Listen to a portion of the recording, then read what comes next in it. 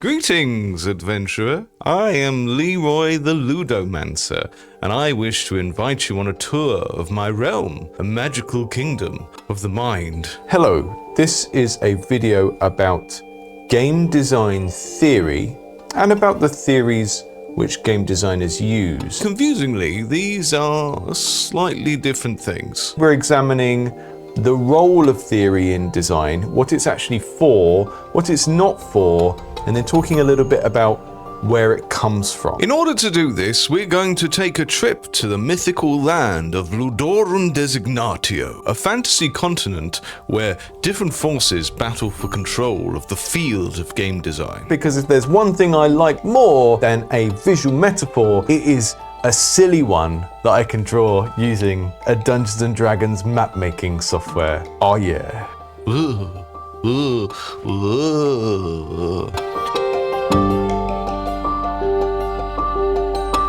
Before we start, I have one major caveat. If you go onto like Amazon reviews or Reddit, you'll find lots of people dismissing textbooks like this by saying that they are not practical. And that kind of depends what you mean. Jesse Schell's book actually contains quite a lot on the practices and processes that you do as part of game design. But what it doesn't do is tell you how to actually make a game. It doesn't tell you how to use a game engine or a programming language. If this was going to tell us how to use Unity or Unreal, it would need to be updated every 6 months. Here are some negative Amazon reviews of this book turned into a rap for some reason. Great content but contains little to no programming. It's hard to find any useful, let alone practical information in this book. There's so much nonsense here, it's hard to decipher what exactly there is to learn about game design.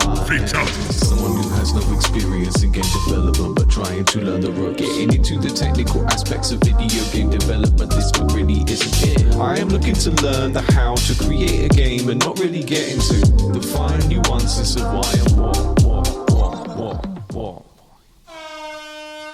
Game design isn't programming or drawing art assets in the same way that music theory isn't about playing the piano and architecture isn't about bricklaying. It's very common to find people who have picked up a book like this who have not yet developed some sort of basic technical competence to be able to make games, and they're expecting this to do that for them, and that's not what it does, and they end up disillusioned with theory because they went to it for the wrong thing.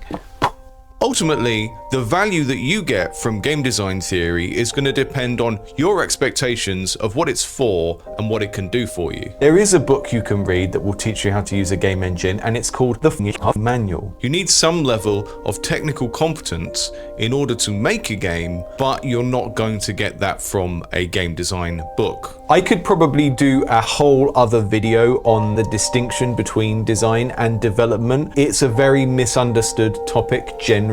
Designing something is not every part of creating it, it's the thought that goes into it. Designation, making decisions about something. If you're making games in a smaller team, it becomes everyone's job, and that's kind of why it's so hard for people to talk about design and development as two separate things. Of course, books like these can be helpful for non-developers too, because game design is about understanding games and why people play them. The audience for game design theory is way bigger than just people who want to or are making games. Understanding how games are made or how they work, or having the right kind of language to talk about what makes them fun or interesting, is helpful to a way broader group of people than just game developers. Skills we use in game design have a broader usage than just in video games. This is why you will often find people that design video games, but they also design tabletop role-playing games. I tend to think of a video game designer less as a special sort of software developer that makes games, and more like a product designer that specializes in interactivity and engaging people and making them have some sort of fun, whether it's whoop-de-doo fun or scary fun or whatever.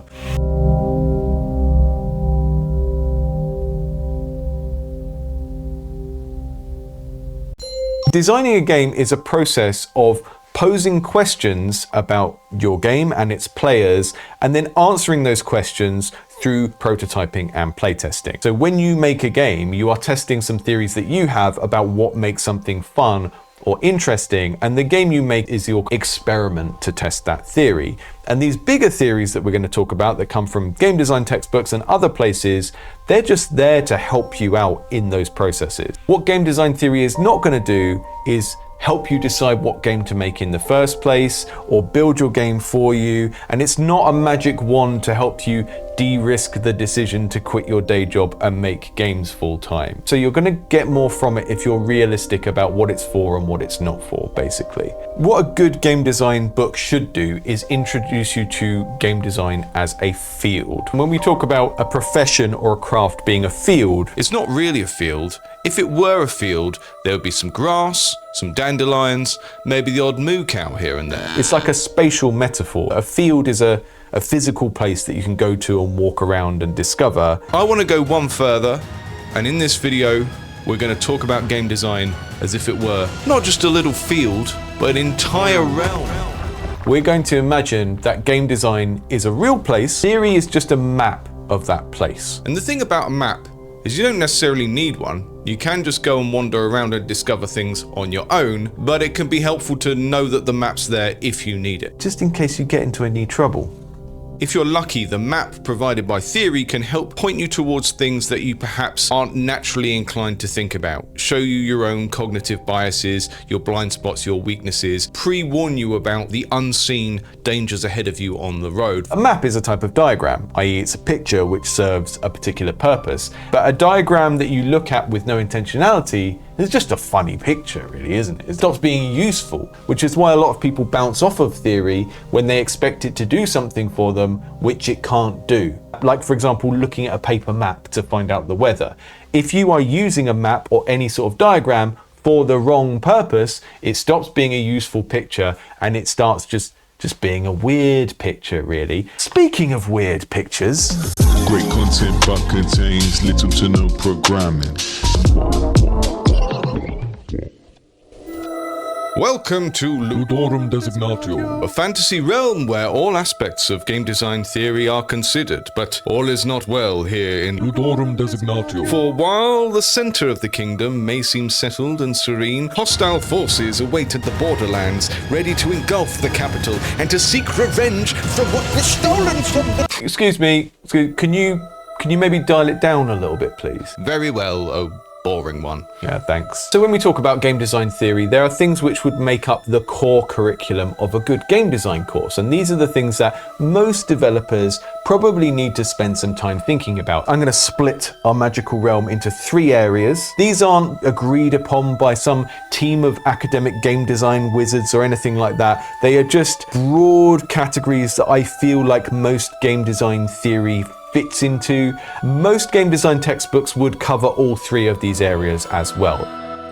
Craft. Players.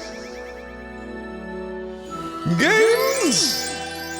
Now, it might be a bit weird to have an area called games. You'd think, well, surely this is all games, but we'll get onto that in a minute. There's an entire region dedicated just to understanding players. It's incredibly common to see posts like this one in game design forums, where the OP doesn't understand why something's fun, and the most common responses are these more experienced people pointing them in the direction of studies into player types. This is a great example of someone stumbling into a territory without the map, and then members of the game design community very kindly saying, don't worry, there's a map for this area.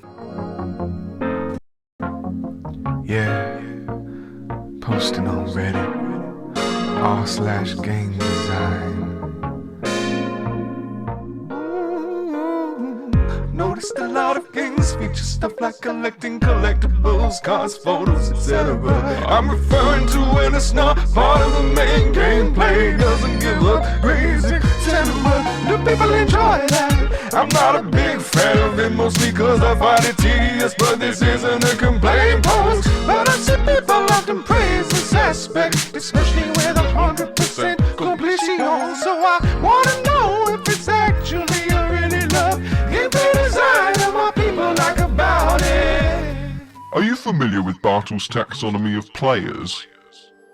So we've got studies like Richard Bartle's early work on online communities, Quantic Foundry's more recent work on player archetypes, and all of this would be positioned somewhere near the middle because it's stuff that most people who work in games would understand as being game design theory. These are all insights into players and their minds and the different things that they enjoy, which we can use to make better games, and we don't have to recreate that research from scratch because someone else has already drawn it out here on the map for us.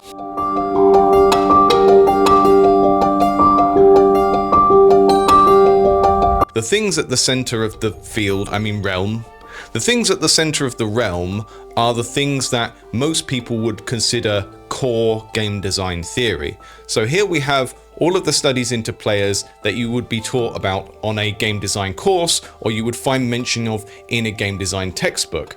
But most of these take their theory from further afield or further a realm. They take their theory from out here and then they bring it in. So for example, Quantic Foundry uses self-determination theory, which comes from psychology of the 1970s, which, as far as I'm aware, didn't have anything to do with video games. Another example of external theory making its way from another field into game design would be flow theory. Flow is a term that you might have heard talked about in game design textbooks like this one, but it's also such a common phrase in games culture that you probably even hear it and use it and don't even think of it as being a theoretical term. So in our map, which explains game design as a physical realm, we would have this whole section dedicated to just understanding players and their experiences. You will find sections on it in nearly every game design book that you read, but they are all drawing theory from psychology, anthropology, sociology, and bringing it in.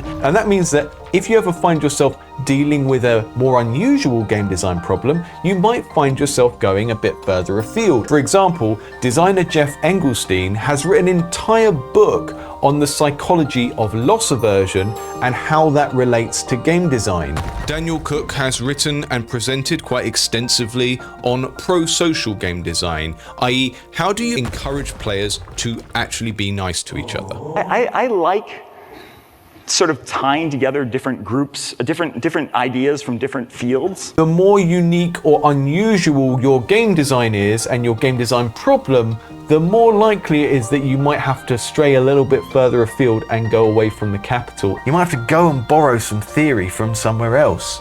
If theory is a big map of all of the stuff that people have already thought about in game design, you're not going to need all of that map. You will need parts of that map depending on the type of game that you are trying to make. Most of the stuff in the middle of this map is going to be relevant to nearly every game designer, but the stuff on the edge, those theories that peek in from other disciplines, you're going to need them more or less depending on what sort of game you're making.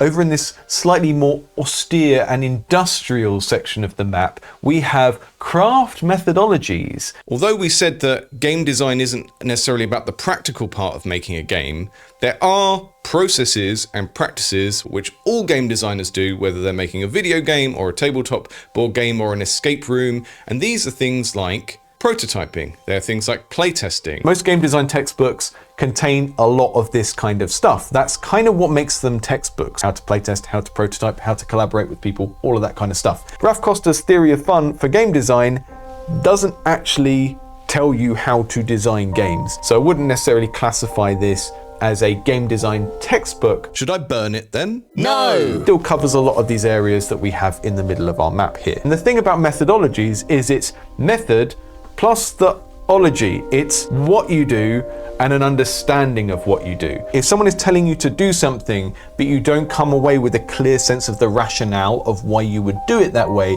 you've been given a method, but you don't understand the methodology. And that can be dangerous because, well, you're back to stumbling around without a map again. Here at the center, we've got the craft processes, which are very specific to video games. But if we go further out, we might explore general software development craft processes, Agile Scrum or Kanban over here in the murky mountains of computer science. Now, depending on your background, you might think of video games as software, or you might think of them as media art, or you might think of them as somewhere in between. But we might also think about games as being sort of interactive products. We might go over and get some theory on practices and processes from like general product design. For example, Don Norman's design of everyday things, or the double diamond design methodology that I only very recently learnt about.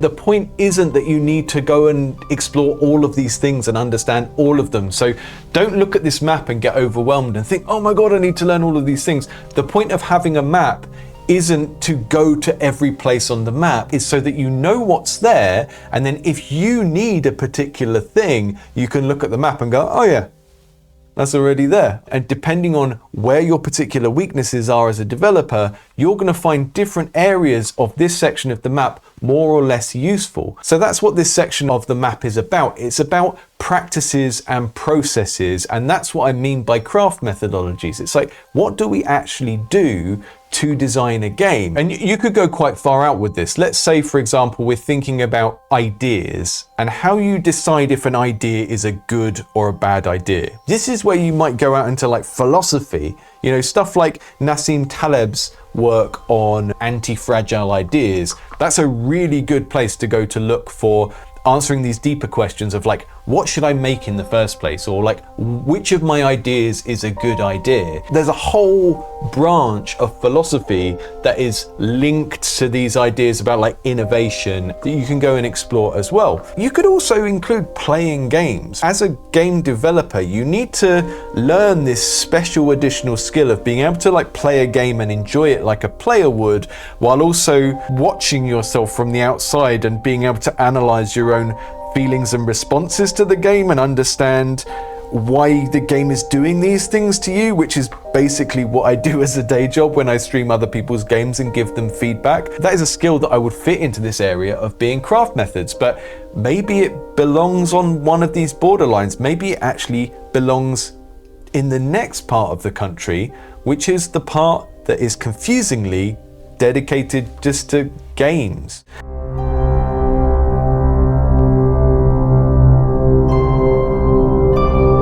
This third of the map is all the stuff where we are focusing on what's actually in the games, rather than thinking about the player's experience of the games or the designer's processes for making them. Anything here is just to do with what's in the games themselves. So for example, we could have a sub area here very close to the center called Ludology. Now, Ludology is, broadly speaking, the formalist study of games. So any time that you are breaking games down into their parts and talking about the rules, systems, mechanics, the interactive thing that actually makes a game, you are doing ludology. You are studying the gaminess of the game. Most game design textbooks have some aspect of ludology in them, either attempting to define what games are or to discuss parts of games. And sometimes that's a much larger portion of the book, like for example in Salen and Zimmerman's Rules of Play. As the title suggests, this is a book that is predominantly about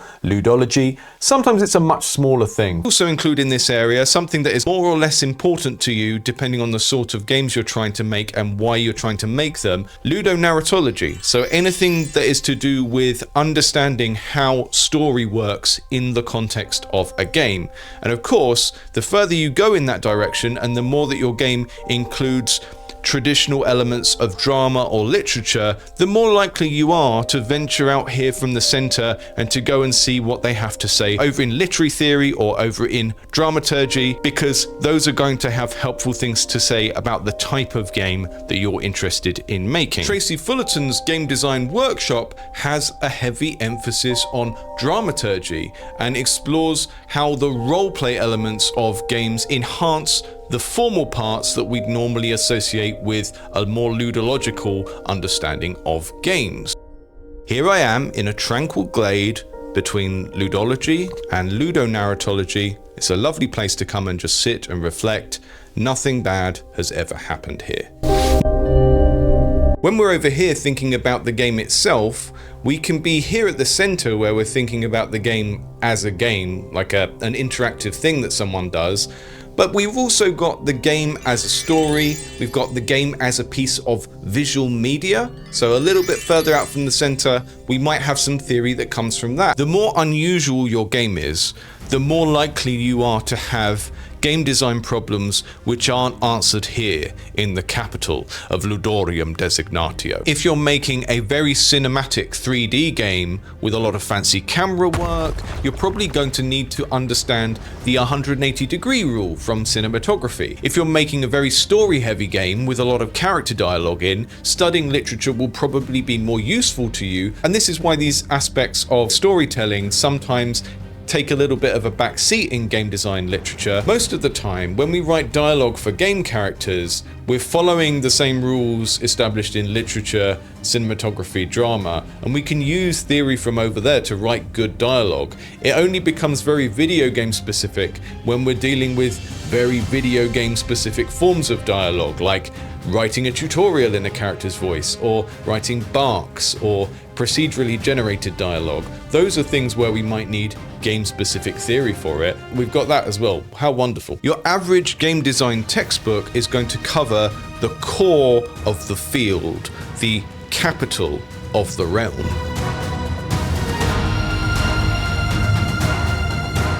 Now, there's a good chance that you've seen this map and you've thought, my goodness, what a vast kingdom. I can't possibly take in all of that. I cannot read all of those tomes. I cannot explore all of those many hills and valleys. But you don't have to, because video games are so diverse. And when you choose to make your small indie project, you are not making a game with every single part of a game in. You're making a game with selective parts of different games in. And that means that you do not need to understand every possible thing there is to understand about games or video games. But there's also the fact that you probably know some of this stuff from elsewhere already. You know, I personally don't look at that and think, oh, that's really intimidating, that's really daunting. I think it's cool. Every time I read a book or listen to like a slightly more highbrow podcast or something, I could be learning something that helps me as a game designer. That's great. Like, everything is game design. Woo! We've solved it, guys. Everything is game design. Everything is game design now. And the more that you become sort of an interdisciplinary creative person who is interested in all of the arts, the more you'll notice that things just tend to cross over between them all. Things from the study of film aren't actually just to do with film, they're to do with how humans interpret images. And things from the study of music or dance aren't just about music, sometimes they're about how humans respond to things like repetition versus surprise. Or Swink's book about game feel, which uses metaphors from music technology to explain players' perceptions of what's happening on screen and their interactions with the controls and interface of the game. Uses a model from somewhere else to explain something in games because, hey, if it ain't broke, don't fix it. The study of semiotics, which is about how humans see and hear things and interpret those things as signs and make meaning out of them, originates in linguistics and then is later imported into media studies, art analysis, and product design. In game design, it's a crucial element of understanding how games communicate visually, whether we're thinking about the icons in an interface, any environmental storytelling, or even just how the color of a specific visual effect communicates information about who are the goodies and the baddies in this game, or what kind of elemental damage is happening. Oh, I do love a bit of elemental damage. Whenever you hear someone talk about how something is signifying something, they're using language from semiotics. And it's come all the way through those different fields into media studies and product design and game design, and now we just use it as part of our everyday language without having to go, ooh, look at me, I know what semiotics is, aren't I clever? Indexical. But you can still do that if you want to.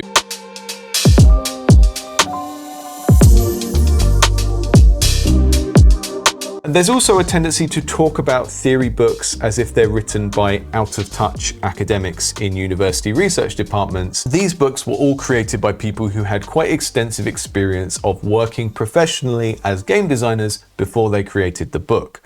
Vocational textbooks like these don't really meet the criteria for being academic work in the strictest sense of the word. If this was written by someone who was working at a university as a researcher, it would be considered a professional training textbook and not a piece of academic research. Now, if you really want to drill down into this, we can get into the politics of academic research publishing, which is really boring, but hey, it's my video, so let's do it anyway. If you worked as an academic in a university and you went to the research department and you told them, I want to make a vocational textbook, a textbook that teaches people how to get better at a professional field, they would probably say to you, we're not going to support you to do that. The reason for that has to do with how research departments are incentivized to produce and support different types of work. In the UK, by something called the Research Excellence Framework and the Carnegie classification system in the US.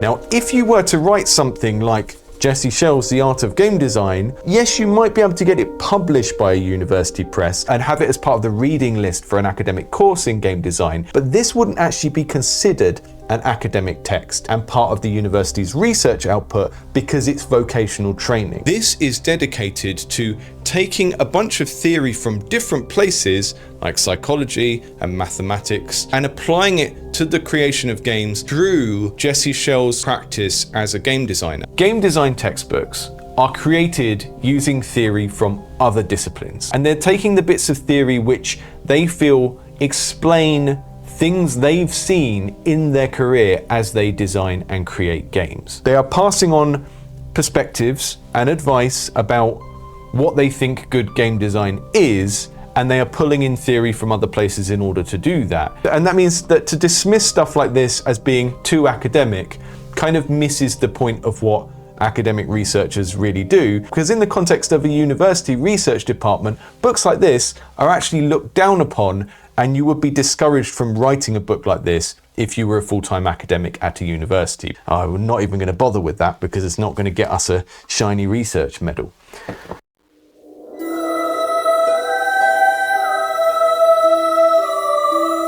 A thirst for knowledge is a sign of a curious person, and that is a prerequisite for making anything interesting in the first place. With this video, I'm not trying to guilt you or shame you into going and reading loads of books or feeling bad that you don't read all of these books. I would just like you to not be dismissive of them in the first place. To go back to that Reddit post from earlier, that's a wonderful example of how you don't know what you don't know. You don't need to know all of this, but it can be very helpful to know of it, so that when you get stuck with a particular type of problem, you know where to go and look. Most of the time, people are just sort of stumbling into very well charted terrain without a map, and they're going, oh, I'm completely lost. Oh, no one's ever made a map for this place. And they have made a map, it's just the maps are called books, and that person has decided that books don't have anything useful to tell you about game design. Like some sort of vainglorious dad that throws away the IKEA instruction manual before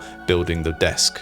When you're designing a game, you are testing out your own personal theories about what is fun or what is interesting. The process of design is working out which idea is a good one, and you do that a little bit through your own taste and intuition, which develops over time, and you do it through processes like playtesting and prototyping. And all of this theory that's out there in the world about how games work, or about how stories or media work, or about player psychology, or about how to make software, or how to design products, or about the philosophy of ideas, or all of that theory exists in order for you to build your own little theories about what you're trying to do with that game that you're working on. So hopefully when you see a big map like this of the field, of the realm, you don't find it daunting, because this is just like a treasure map packed full with X's. These are all opportunities for you to learn something that would be helpful for the game that you're working on. And I think the deeper you are into your career, the better you're going to understand where to go and look, whether it's this literal map or like any kind of guide to an academic field is going to be much more useful to you if you come to it with a specific set of problems and a specific set of things that you are trying to do, rather than just the vague notion of, oh, I want to be a game dev. Oh, I want to dev a game. I want to be a full-time game dev. You don't have to read it all. You don't have to know it all. Just know that it's there if you need it. And I think sometimes there's an attitude, programmer machismo, or just plain old anti-intellectualism, where people want to reject the insights that are already out there because they're really attached to the idea of like finding it all out for themselves and working everything out from first principles. And hey, I get it. I'm kind of like that myself. Hopefully, if you're one of those people, you can take something from this video. You don't have to use a map everywhere you go. Sometimes it's fun to get lost. Sometimes it's fun to go off the beaten track and just find things of your own accord. But the map is there if you need it. And the one that I've drawn today in this video has a lot of stuff on it. And it still doesn't actually include all of the things that a game designer might need to learn about in their lifetime. Which is...